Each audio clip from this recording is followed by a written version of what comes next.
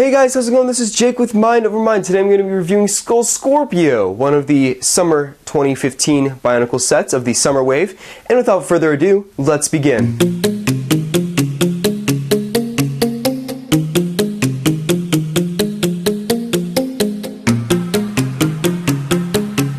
So this is Skull Scorpio in his full glory, or at least the glory that LEGO wishes he had, because he's not that great of a set, but we'll talk about that later.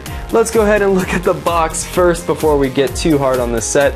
As I said before, I love all of these boxes. You know, the box art is very cool. It shows the ancient city in the background, Poseability reaching for his mask, and you can see that protector mask that's kind of over the archway of the ancient city, which we actually don't know too much about. So let's go over the details. This set is for ages 8 through 14. It's set number 70794, and it contains 107 pieces, which is actually one of the higher piece counts of these sets. So let's go over the combiner sets right about here. This is a different combiner model, and I like how they are combiner models in the set, or in this generation of Bionicle. It's a throwback to Generation 1. Basically, you combine Skull Scorpio and Mask Maker versus Skull Grinder to create this winged beast of some kind that bears the Mask of Creation. This is the Bull Skull mask, one of the new masks, and of course Skull Scorpio bears this mask, and it's pretty cool actually. It contains Poseability's infected/drained mask, and it also shows the functionality of the set right here, which we'll go over later. Let's look at the cartoon. So basically, the Toa entered the ancient city. Skull Scorpio leaps out of nowhere, grabs Poseability's mask, steals it, and takes it for himself, leaving Poseability defenseless. So let's look at the set after we refocus here. This is Skull Scorpio, one of the most complex looking builds, but it's actually the most simplistic build. It just looks super complicated and different. Let's look at that mask later, but for now, let's go over Poseability first. Let's look at the underneath the Skull Spider or Skull Scorpio. Basically, you see that all of these legs are just basically on straight up axles. So that means that these legs are not posable at all. They are just stuck where they are. You can't move them whatsoever, and that's something that I'm very disappointed about with this set. You know, being a spider, I assumed that it would be very posable, one of the most posable figures of the entire line. But unfortunately, it just is very static, and you can't move it along too much. It has 6 legs, 2 arms, and of course these arms have these pincers. You can open and close both of these kind of claws independently and close them at will. This has the bull skull mask on it, which I said earlier. You press down on the back, and of course the mask flies off, just like every single set to come out of this Bionicle line. The functionality. So let's go over functionality, because that's actually the coolest part of the set.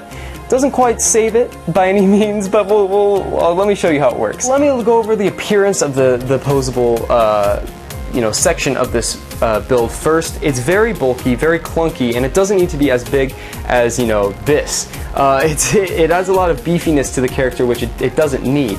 So I wish that they had found out some way to kind of compact this to make it more agile, make it more agile looking of a creature. So basically, if you push down on this, these two pieces come together and they snap together, which is used to grab Poseability's mask, just like shown in the cartoon. The functionality, or the function chunk of the set is actually posable itself, with 4 ball joints. You move them back and forth. You can have it angled back or forward in a kind of more menacing look. It has these 3 spikes on the top, and of course it has that signature rib cage that all of these sets have. So lime green and orange, does it work? In my opinion, no. There are only like 2 main chunks in the front and then 2 Bow-Rock eyes in the back, which I like Bow-Rock eyes, those are nice pieces, but it's not enough to consider it like a sub-class of the green and gunmetal gray orange color scheme. It's just not enough. I wish there had been more orange pieces, and in that case it would have made it work. But in this case, there aren't even enough green pieces to make the green work. It's mostly gray and drab and weird, with a few highlights. And all of the highlighted pieces are kind of like in the middle of the set, where, you know, the legs are kind of just left hanging, like, where's my color, you know? So it doesn't, you know, necessarily work in my opinion. Some people might like it. I do like the addition of the green pieces, so I will, you know, take this set apart and use them for my own creations if I ever get the time to do so. But in terms of just color scheme, it doesn't work well and it kind of falls flat. Going over the Bull Skull mask, I do like it a lot, although it is a shared mask between this set and the Skull Basher. So let's focus up right here. The Bull Skull mask, it has these three kind of axle piston pieces or details on each side, and I like how the bottom of the mask is kind of longer than the whole thing. I like the ridges of the mask at the top because it kind of indicates that, hey, this mask belongs to like the same family of the Skull Spider masks, because the Skull Spider mask has that same, you know, ridge to it as well. And those eyes really make it look intimidating, and it kind of gives the appearance of like, you know, you mess with this thing, you're gonna die. So that's the Skull Scorpio mask. This is Pohatu's mask, of course. Pohatu came with a solid gold piece for this mask, but in this case it has that kind of lime green flare. The gold and the light green kind of go really well together. So overall, this set is very different. It's kind of a far departure from the typical Bionicle, and it does kind of fall flat in terms of color scheme and posability and everything like that.